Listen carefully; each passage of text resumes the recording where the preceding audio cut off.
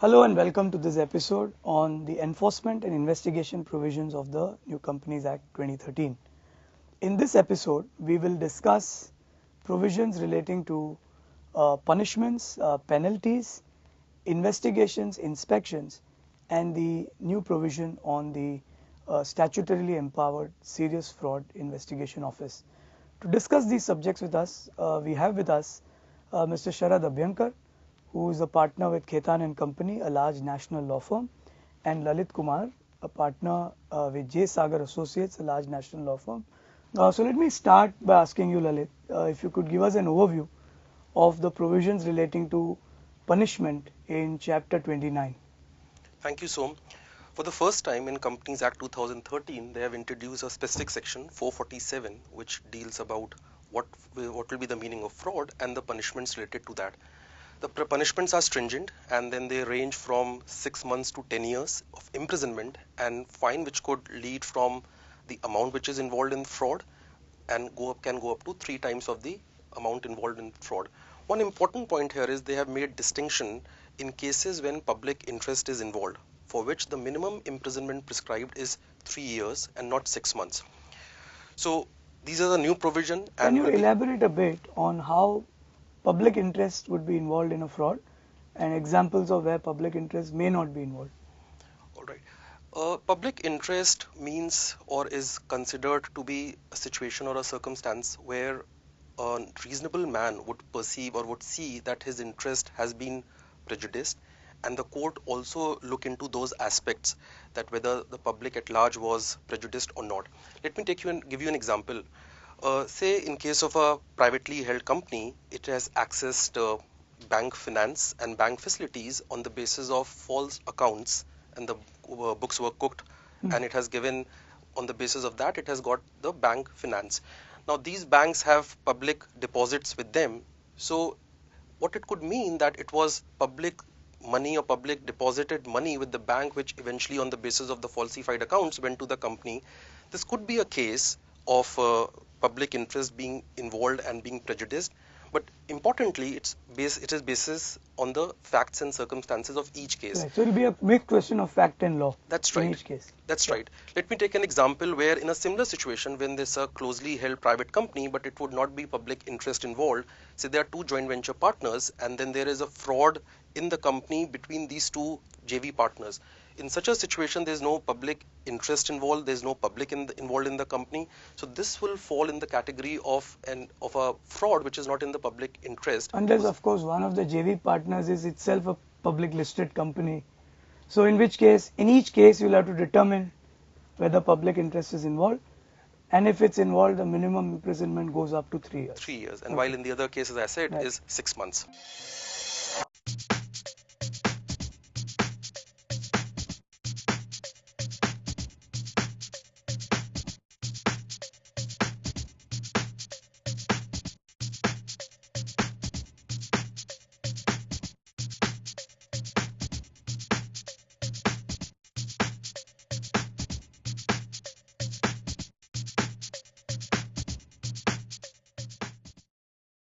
What are the other provisions of penalty that you would like to highlight? Yes, there are two other sections that have been introduced. There's section 448, which deals with situations where the statements or certificates or even prospectus has statements which are false. In that situation, if the statements which are given there, the facts which are given there are incorrect, are false, or it omits certain material facts, and persons responsible for those statements know that the facts were wrong or the material information was missing, was omitted, they will be liable for same penalty as is for fraud, which is in section 447, which we just discussed. And again, the distinction will be made whether it involves public interest. Like in case of prospectus having a wrong statement or misses an material fact, it will be a public interest because it will be public shareholder who will invest in the company. So this is one provision with respect to the falsification of the statements. The other is then when a false evidence is given. In that situation, there is a penalty, but it's different from fraud. It ranges from imprisonment from 3 years to 10 years, as against 6 months to 10 years. So if you lie to an investigator, you would have given false evidence, and therefore you're liable to a minimum imprisonment of 3 years. That's right. So they raise the bar for the quality of the evidence being given. I mean, you can't lie and get away lightly. That's right. And these are new provisions which have come, and specifically in the chapter of fraud, which falls under the miscellaneous chapter 29. Right. Sir, can also I come? on the issue relating to prospectus, it is not just the issuer or the principal officer in default. Now it interestingly involves even the merchant bankers and R&D agents who are treated with the same obligation on misstatement in prospectus, and even they can be liable for the same penalty under 447. So, which is quite an advancement on penal law. Right.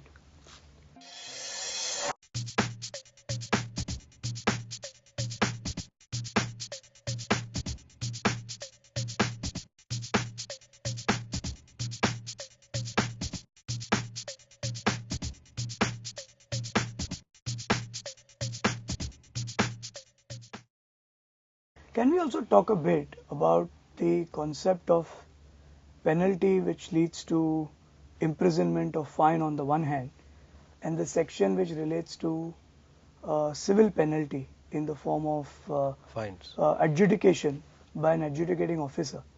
So if you could touch upon that aspect of the Sure. Act. So, when it is computation of fine, which is a monetary penalty that is likely to be imposed, clearly the adjudication process will take into account what is the nature of offence, what is the unlawful gain that has been obtained, is there any unlawful loss caused to a third party, or is it even of a repetitive nature.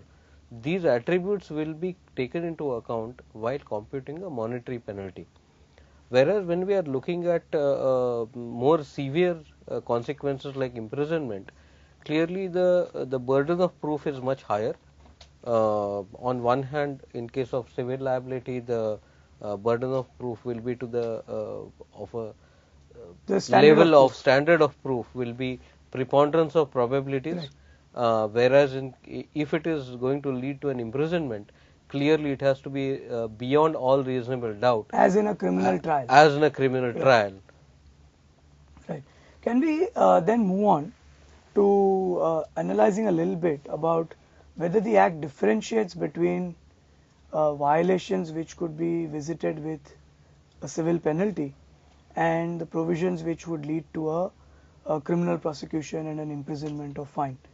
Can we talk a bit about the difference in approach in these provisions? In fact, yes, there is a distinction made. There are certain sections on which there is a specific provision for penalty. There are certain sections where there is a very specific provision of fine. And even the Institute of Company Secretary's website, the background note that they've prepared, it lists out what will be those provisions for which the penalty will be attracted and for which provisions there will be fine, a monetary fine, as you said. So there's a detailed provisions there in the Companies Act. So one could look at the background note of the Institute of Company Secretaries to get the specific of those sections where such distinction has been made.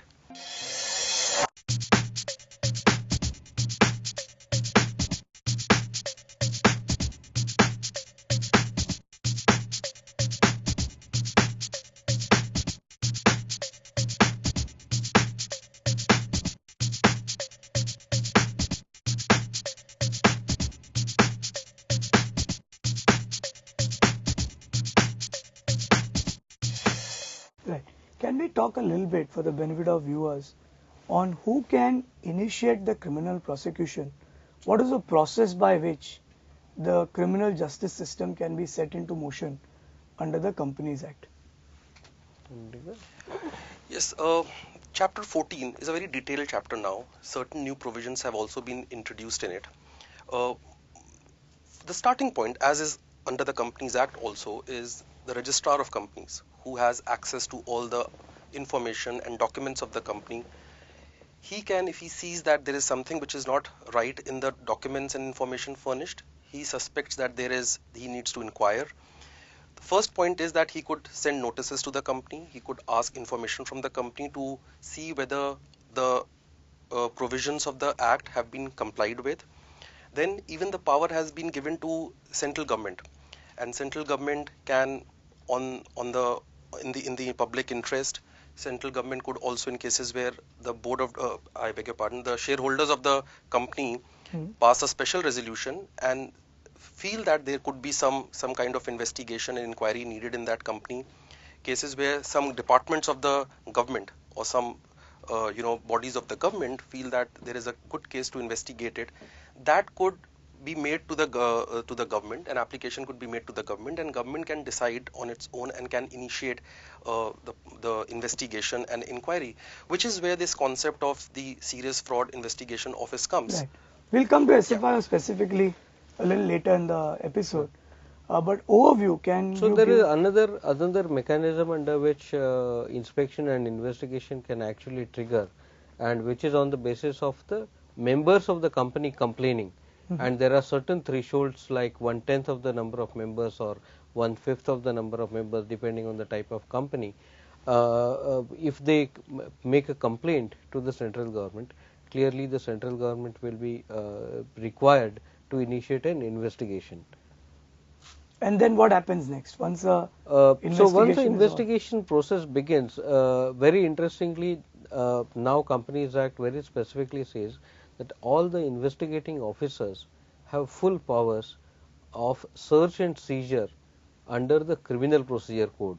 So these are very significant provisions that they get, particularly visiting offices, searching documents, taking custody of documents, even seizing certain documents or even hard disk of computers. These can all be taken custody of, while there are, of course, CRPC deals with a very detailed procedures as So to... this will need a warrant from a magistrate or a this will sessions need, judge? in case of special searches where you want to seize, surely there will be a warrant. Right. There can also be searches without warrant. Clearly there may be situations where there is information warranting a possible problem with the company, and the authorities believe that the information may not forthcoming, but there is a possibility of destruction of evidence. Okay. In such cases, searches can be taken even without a formal warrant. Okay. And the Companies Act also deals with a duty of all the officers, all the employees, and more interestingly, it is even the past employees and officers and directors who have been obliged to make do a full cooperation with the investigations. So it is not the current employees, set of employees, but it is also the past directors and employees who Right. can be called upon. And if you see, And if you falsify a reply there, you're liable you are to liable 3 under years imprisonment. Yes, that's right. So in the powers of the investigation also include today the same powers of a civil court for summoning witnesses, asking them to make statements on oath, recording, and ultimately even making them aware that some of these statements could actually be used against them, but make them obviously sign those statements so that the investigation process can be completed. Right. Just to add what Sharath said, that even the accused has to be produced before the judicial magistrate within 24 hours, and there's a specific provision for that, and the time which is required to cover the journey, that time has to be excluded. So that is also one provision. Right. The usual, of course, in terms of timing, it has to be done usually CRPC. during the daytime, Right. and the searches cannot be really unless the situation warrants. They are not supposed to be undertaken during the night. Obviously, if there are documents or any movables to be taken custody of, there has to be a complete inventory done in presence of witnesses. Right. There will be clearly a control on who can come in and who can really exit from that entire scene. Usually, it's the premises really get So sealed. detailed provisions for Detailed how a provisions. search and seizure process should be undertaken are now They are explicitly part of specified. the Criminal Procedure Code, and they have now been referred by Correct. so the Companies Act empowers with the same powers of search and seizure as under the Criminal Procedure Code. They have been given the same, absolutely the same powers. Got it. The other question I wanted to ask is, you do a search and seizure, you do an investigation. What does that lead to next? It leads to an inspection report. That's right. And so could you talk us through what happens with the report? What are the powers available to deal with the findings in an investigation? The inspector or the registrar of companies is required to prepare the report. There are provisions of both final reporting to the central government and also interim reporting, and if the investigation goes for a longer time. Now, the findings of the report will lead to what was the offense, for which what are the prosecutions. And interestingly, when the report of the inspector is taken to be a report similar to that of a police officer under section 173 of the CRPC. So the inspector would submit the report and the provisions which are applicable, I mean the offences which have taken place, the penalties and the fine with respect to that will be imposed on the defaulting company, on the defaulting officers, and so there are specific provisions. So it will depend upon what the fine is and what the penalty for that provision is. But there are specific provisions for submitting report and a detailed report, and there are provisions where the company and the officers will be given reasonable opportunity of being heard. There are provisions where the findings have to be recorded in writing. So there are sufficient provision to prepare the report and submit it to the government or to the Serious Fraud Investigation Office, whichever is undertaking that investigation.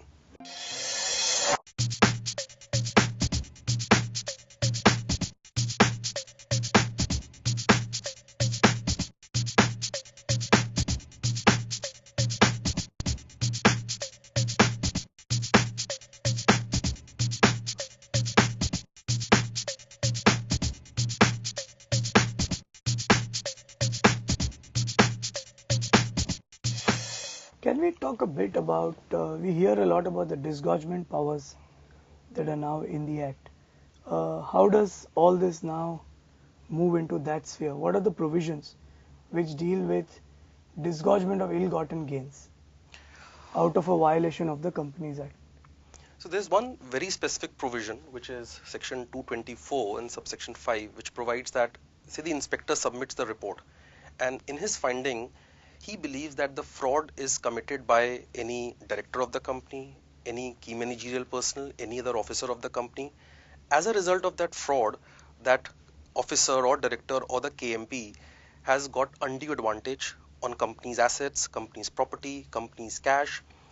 Central government, on getting this report as a finding of the inspector in this report, will have to make an application to the National Company Law Tribunal, explain the case that this is a case of disgorgement, and the tribunal can then order of the disgorgement of the assets or the cash or the property which is unduly gained by that officer or director or KMP.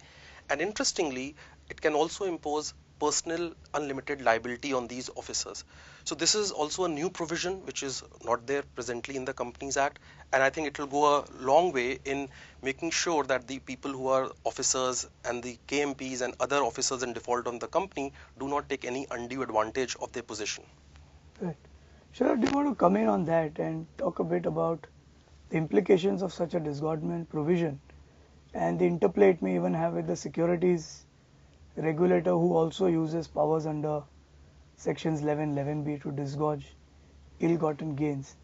So these powers under the Companies Act can actually be more useful for unlisted companies. SEBI will obviously come in when a company is listed, or when a company has an intention to list its securities. SEBI will be more relevant authority to take such action.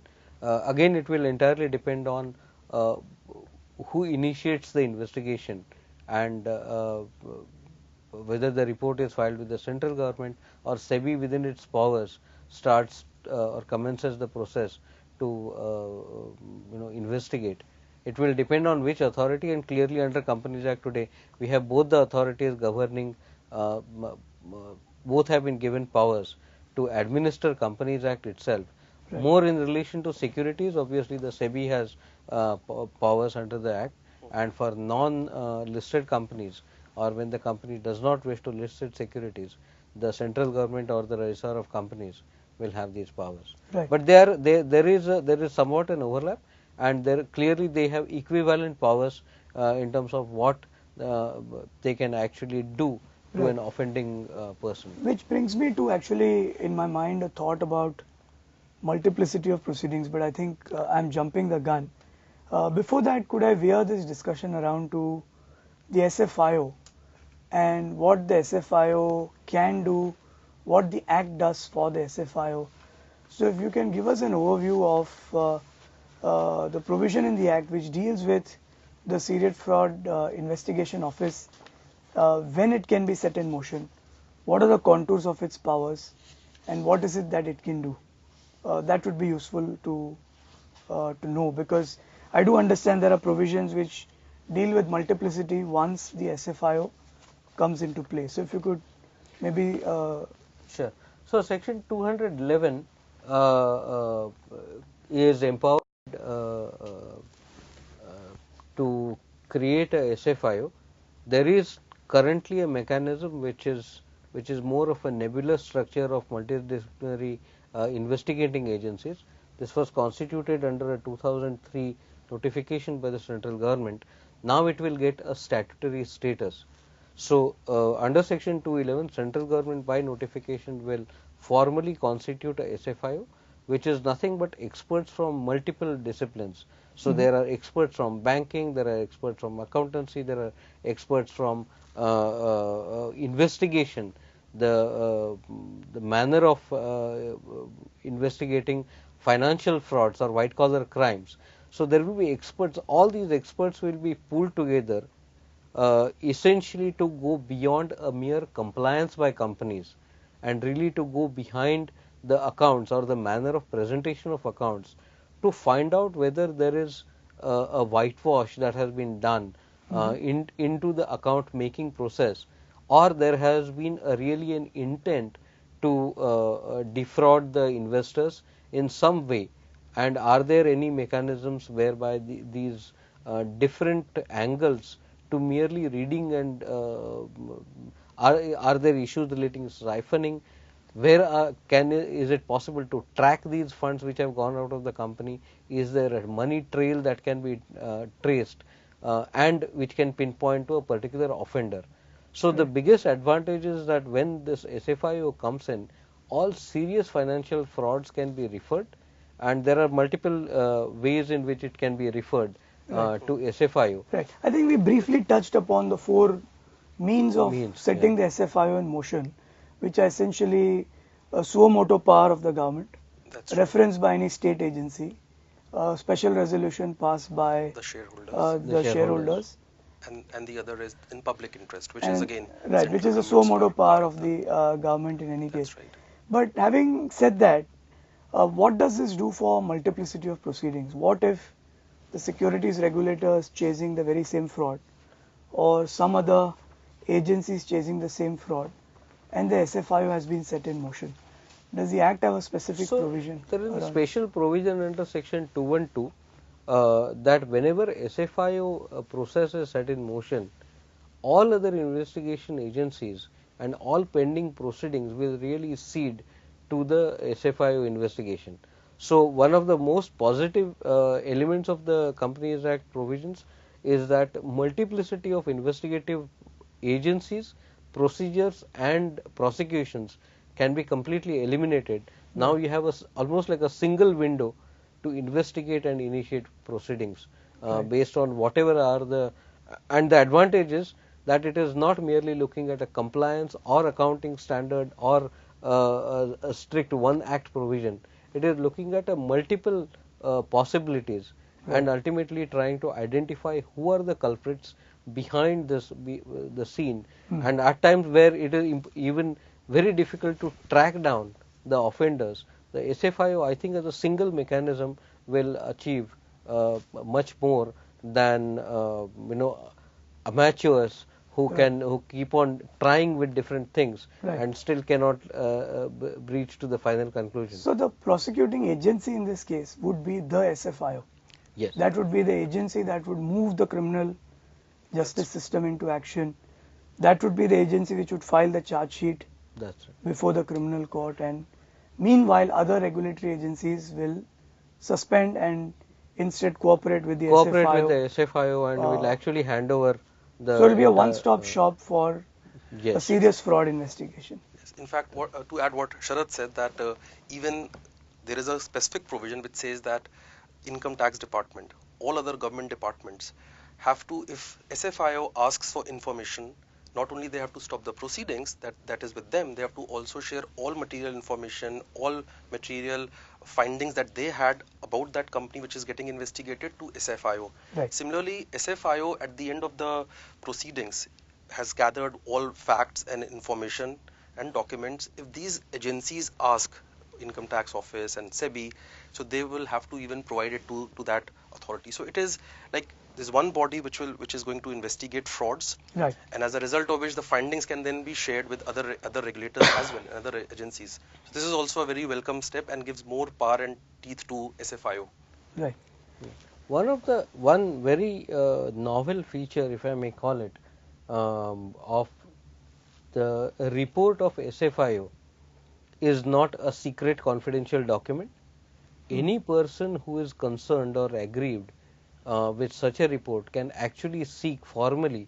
There is a special provision in the Act which says please apply and you will get. So if there is any doubt, if there is any fear in the minds of the boards or the managers that there could be a witch hunt, I think this provision to say that yes, a copy of the entire investigation report Is filed by transparently SFIO available. is Right. transparently available. If you feel aggrieved, please apply for it. You will get a complete copy. Right. Equally, the flip side could be then that a public shareholder in a listed company could seek access as a person interested in the proceedings and therefore initiate his own civil proceedings.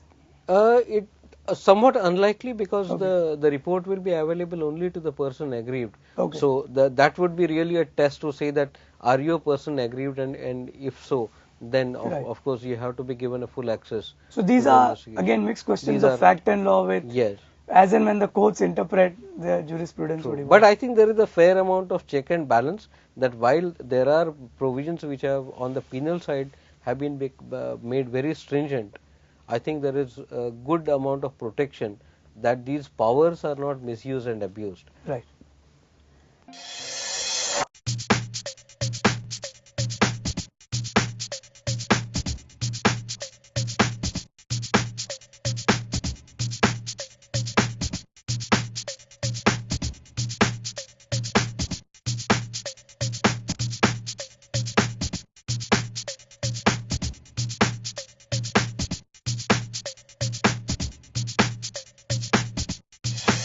So we will also be having a separate episode on the division of powers and the scope of what SEBI does, what the company law authorities would do.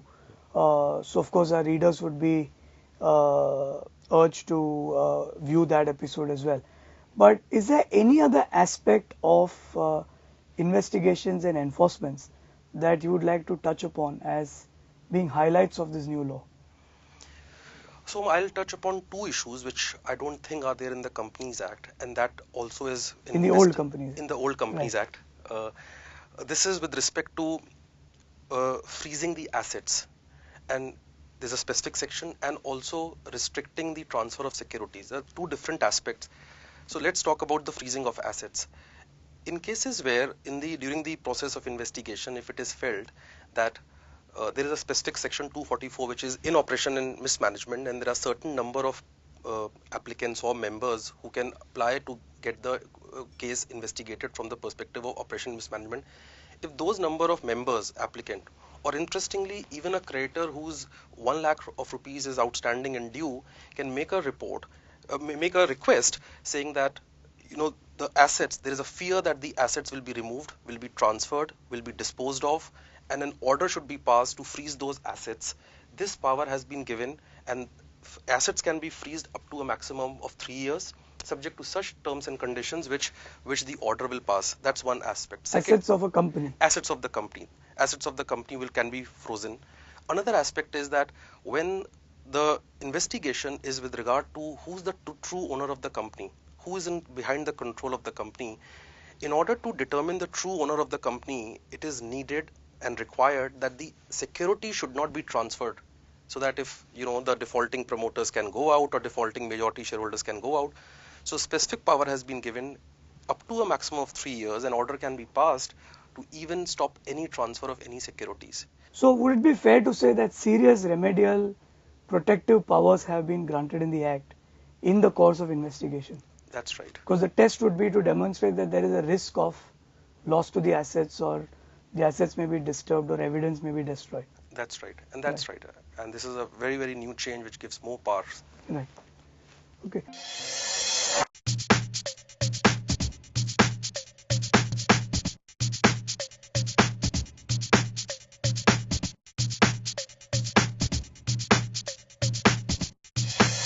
So I think before we conclude, can I invite each of you to give an overview of your thoughts and summarize these provisions of what are the key takeaways in chapter 29 or in chapter 14 in the area of investigations, inspection and penalties. If you could just synopsize in a couple of minutes each.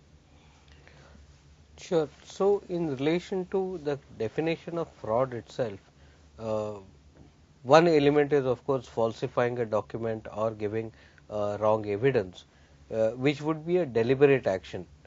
I think the concept of fraud begins with the intent to cheat, and Right. that has been the basic ingredient of the definition, that unless the investigating authorities also are able to really pinpoint that where did it all begin. It began Right. somewhere with the intent to create a fraud, intent to defraud.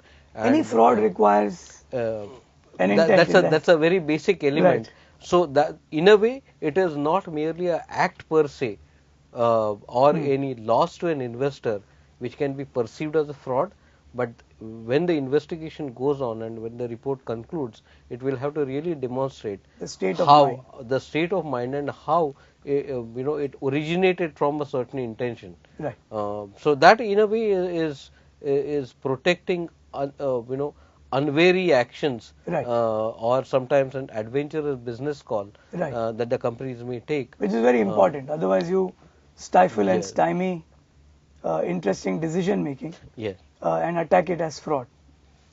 Right. So the boards are, of course, indeed entitled to commit commercial blunders. That is not negligence. Till the time they have all the information, they are well informed and taking a commercial call on a certain transaction. So merely a company making a loss or company losing money on a certain transaction cannot be perceived as a fraud, Right. or an intentional act. Sure. Then do you want to?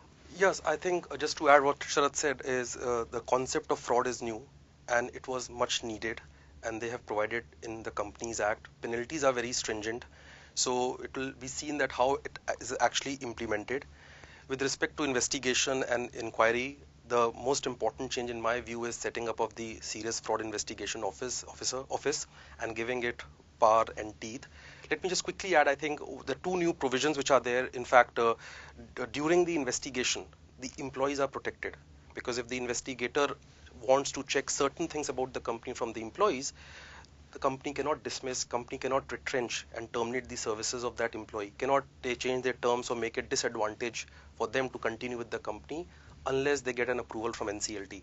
So this protection of the employee during investigation is also a new provision. And for lawyers, they have specifically provided that information which is their client privileged information cannot be disclosed. Cannot be, because this was not That's a constitutional. yeah, that's right. So in my view, yes, it's all the changes are towards giving more power to the authorities to protect the interests of the shareholders, minority shareholder and public shareholder at large. Thank you.